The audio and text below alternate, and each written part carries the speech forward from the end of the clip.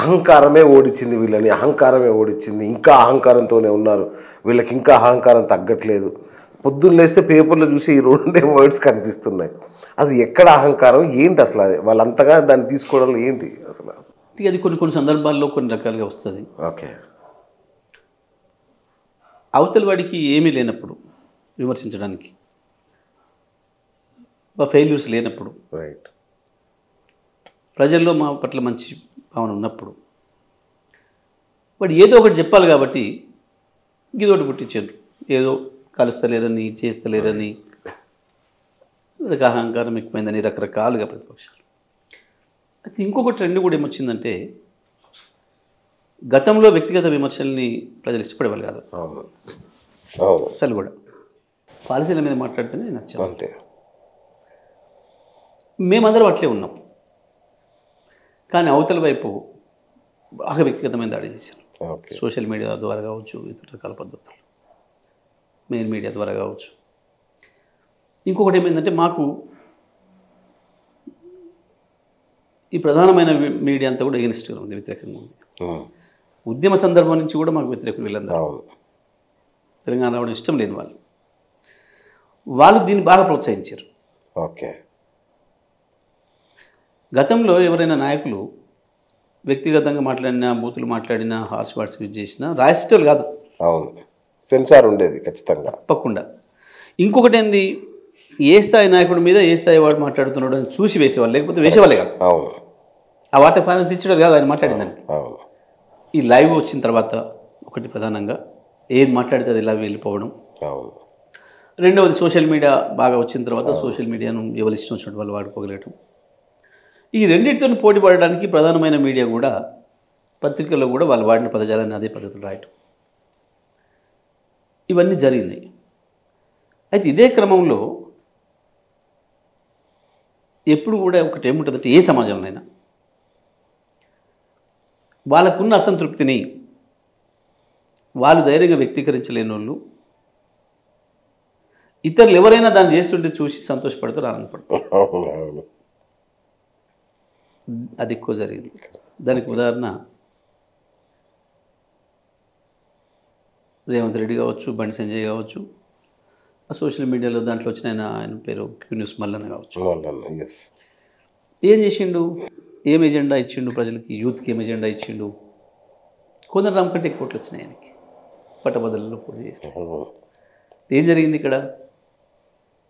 Kodandaram Telangana జేఏసీకి chairman, సరే ఆయన ఎవరు పెట్టుకుని ఏం చేసినాం తర్వాత విషయాలు. అంతకుముందు ఆయనకున్న ఇమేజ్ని చూసినప్పుడు మల్లన్న ఎవడైనా ఎవరు లేదు, తెలియదు.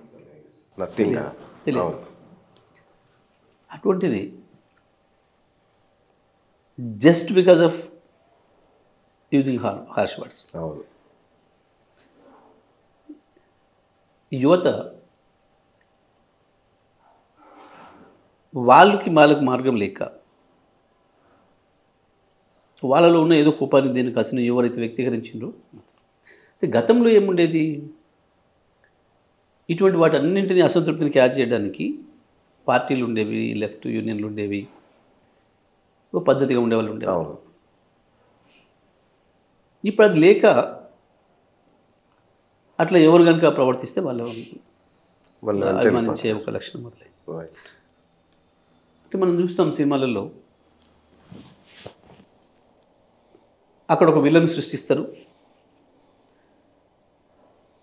వాడిని కొట్టడానికి ఒక హీరోని సృష్టిస్తారు, స్టోరీ ఏమైనా కావచ్చు. కానీ అక్కడ విలన్ గాడిని వాడు చేసే దుర్మార్గాలను చూపిస్తూ వాడిని వీడు కొడుతుంటే హీరో అంటాడు, వీడే కొట్టినంత ఆందోళన పడుతుంటాడు. సో అట్లా ఇవాళ సమాజం అట్లా తయారైంది. కానీ గతంలో అట్లుండేది కాదు. యువత వాళ్ళే బయలుదేరేది, సామాజిక ఉద్యమాలు అద్భుతంగా చేస్తారు. విద్యార్థి యూనియన్లు ఉండటం కావచ్చు, ఎలక్షన్లు ఉండటం కావచ్చు, అన్నీ కూడా ఒక కారణం. అయితే ఇప్పుడు మారుతున్న పరిస్థితులలో టీవీల ప్రభావం కావచ్చు, ఇతర సోషల్ మీడియా ప్రభావం కావచ్చు, పిల్లల పెంపకంలో వచ్చిన తేడా కావచ్చు, పర్సనలైజేషన్ అయిన ఈ సమాజం, ఇవన్నిటి ప్రభావం వల్ల అసలు ఉద్యమ స్ఫూర్తి లేకుండా పోయింది యువతలో మొదలు. పోయి ఇతరులు ఏదో చేస్తుంటే చూసి ఆనందపడే స్థితికి వచ్చేసి యువత వాళ్ళ దేశమంతా కూడా వచ్చింది. అంటే దీనికి వెనకాల చాలా ఉన్నాయి, క్యాపిటలైజేషన్ దాని ప్రభావం ఇవన్నీ. ఎందుకంటే వాస్తవానికి మోడీ 10 సంవత్సరాలలో ఒక్క పని అంటే ఒక్క పనికి ఇది చేసిండు ఈ దేశం కొరకు, లేదా ఈ దేశ యువత కొరకు, ఈ దేశంలో ఉండే దళితుల కొరకు, ఇతరుల కొరకు అనేది ఒక్క పని లేదు. నిజం, విచిత్రం కదండి. ఒక ప్రాజెక్ట్ కట్టింది లేదు, ఒక్కటే స్కీమ్. అవును, ఏదైనా వెల్ఫేర్ కావచ్చు లేదా డెవలప్మెంట్ కావచ్చు, రెండూ లేవు. అయినా అట్లే ఉన్నాడు. ఇప్పుడు కారణం ఏంది? ఇక్కడ ఆయనను ఎండగట్టగలిగిన స్థితిలో అవతల ఇంకొక జాతీయ నాయకులు లేకపోవడం. రైట్. అదే రాహుల్ గాంధీ లేదా వాళ్ళ సోదరో ఇంకోరో లేదా ఇతర రాష్ట్రాల నుంచి ఎవరైనా ఒక లీడర్, ఎదిగిన లీడరు ముందుకు వచ్చి ఉంటే మోడీ ఫెయిల్యూర్స్ని సరైన పద్ధతిలో ఎండగట్టి యువతను ఆకర్షించగలిగి ఉంటే వచ్చేది కాదు పరిస్థితి. ఆయన చెప్పిన 4 ఒక్కటంటే ఒకటి అమలు చేయలే. బ్లాక్ మనీ మీద అద్భుతంగా మాట్లాడిండు, చెప్పిండు. నోట్ల రద్దు దాని కొరకే చేస్తున్నాడు. నోట్ల రద్దు చేసి సాధించింది ఏంది అనేది ఏమి లేదు. బ్లాక్ మనీ ఏమైందంటే ఏమి లేదు. ఇప్పుడు ఏం జరిగినట్టు అంటే ఒక లేని సమస్యను ఉన్నట్టుగా సృష్టించి దాని ప్రత్యర్థి మీదకి నెట్టి ప్రజల చేత నమ్మించి విజయం సాధించడంలో ఆయన అక్కడ సక్సెస్ అయ్యింది, ఇక్కడ కూడా కాంగ్రెస్ సక్సెస్ అయింది. అయితే దీంట్లో ఇంకొకటి కూడా మీకు చెప్పాల్సింది ప్రత్యేకమైన పాయింట్.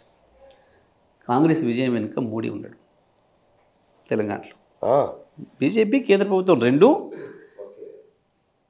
గత సంవత్సర కాలంగా పూర్తి స్థాయిలో కాంగ్రెస్ను ఇక్కడ ప్రోత్సహించుకుంటూ పరోక్షంగా వాళ్ళకు లాభం జరిగే పద్ధతుల్లో పనిచేసుకుంటూ వచ్చారు. అదేంటి సార్, బండి సంజయ్ని తీసేయడం అనేది కేసీఆర్ కోసం, కవిత గారిని అరెస్ట్ చేయకపోవడం దీంట్లో భాగం, ఇట్లా రెండు కూడా కాంగ్రెస్కు లాభం చేయడం కొరకు, రెండు కూడా కాంగ్రెస్ లాభం చేయడం కొరకు చేసి ఈ ప్రచారాలని బయటికి వదిలింది కూడా వాళ్ళే. ఓకే, బండి సంజయ్ని కేసీఆర్ చెప్తే తీసేసి ఉండన్న అపోహల్ని బయట మీడియాకు వదిలింది వాళ్ళే. ఓకే, దాన్ని వీళ్ళు తీసుకొని బ్రహ్మాండంగా ఎస్టాబ్లిష్ చేయగలిగారు. ప్రధాన మీడియా కావచ్చు, రేవంత్ కావచ్చు, ఇద్దరు. మైనార్టీలలో కూడా ఒక అనుమానాన్ని బాగా ఎస్టాబ్లిష్ చేయడంలో కూడా కవితమ్మ అరెస్టును అక్కడ తీసుకుపోయి మేము అరెస్ట్ చేయలేదని, అరెస్ట్ చేయడానికి ఎక్కడ పాయింటే లేదు వాళ్ళకు. వాస్తవానికి లేని దాన్ని ఉన్నట్టు సృష్టించి ఆపి అది కూడా మళ్ళీ మా మీద వేయటంలో మీకు ప్రత్యక్షంగా చెప్తా. ఇవన్నేమో కొంచెం లోతు చూసే వాళ్ళకి తప్ప మామూలు వాళ్ళకి అర్థం కావు.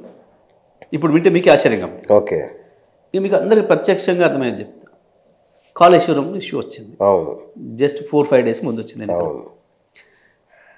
వాస్తవానికి అటువంటి వాటిలో నివేదిక ఇవ్వడానికి 3 నెలలు 4 నెలలు 6 నెలలు పడుతుంది ఈజీగా ఎప్పుడైనా. మీరు చూడండి ఆశ్చర్యంగా, ఢిల్లీ నుంచి ఒక టెక్నీషియను, ఒక ఆఫీసరు, ఇంకోడో ఎవడో ఒక ప్రతినిధి బృందమో రాలే, కాళేశ్వరంకి పోలే. బట్ 2 రోజులలో ఢిల్లీలో కూర్చొని రిపోర్ట్ తయారు చేసేసి ఇది రాష్ట్ర ప్రభుత్వం ఫెయిల్యూర్గా, కేసీఆర్ ఫెయిల్యూర్గా ఒక రిపోర్ట్ తయారు చేసేసి బయటకు వదిలేసింది అర్జెంట్. ఎన్నికల 2 రోజులు 3 రోజుల ముందు. ఇక్కడ అర్థం కావాలి మీ అందరికి, అది నేను వాళ్ళ కోసం అనుకున్నా. కాంగ్రెస్ లేపడం కొరకు. ఎందుకంటే మోడీకి ఒక భయం మొదలైంది. రాహుల్ గాంధీతో కావట్లేదు, కానీ ఈసారి గెలువనిస్తే కేసీఆర్ను కేంద్రంలో దుమ్ము చక్కగా వచ్చేస్తాడు, గుజరాత్ కూడా వస్తున్నాడు. ఓకే, అప్పటికే గుజరాత్ చేరుకున్నాడు కేసీఆర్. ఓకే, ప్రత్యక్షం పోవడం కాదు, గుజరాత్ రైతుల్లో, గుజరాత్ మహిళల్లో, గుజరాత్ దళితుల్లో, ప్రజల్లో చర్చ మొదలైందాడు. గుజరాత్ వీధులలో, గుజరాత్ పొలాలలో కేసీఆర్ పట్ల చర్చ మొదలైంది. 24 గంటల కరెంట్ ఇస్తున్నంట రైతులకి, ఫ్రీ కరెంట్ ఇస్తున్నంట, 2,000 రూపాయలు పెన్షన్ ఇస్తున్నంట, రైతులకు 10,000 రూపాయలు ఇస్తున్నంట. చర్చలు మొదలైనవి అక్కడ. అది అస్సలు వాళ్ళని భయపెట్టించింది.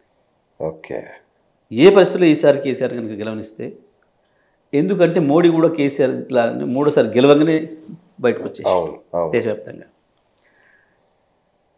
అస్సలు కేసీఆర్ నుంచి వచ్చే ప్రమాదాన్ని గ్రహించిన వాళ్ళు మోడీ అంశాలు. ఓకే, దానితోనే లోపటంగా. అయితే ప్రత్యక్షంగా ఎప్పుడైతే కేసీఆర్ గారు మహారాష్ట్రకు పోవడం, ఆడ జనం నుంచి అద్భుతమైన స్పందన రావడం చూసిండ్రో, కాంగ్రెస్ని ఎప్పుడైనా కొట్టొచ్చు, పెద్ద సమస్య కాదు. ఓకే. మొట్టమొదటి కేసీఆర్ని ఆపాలన్న అంటే ఇది ప్రధానమైంది.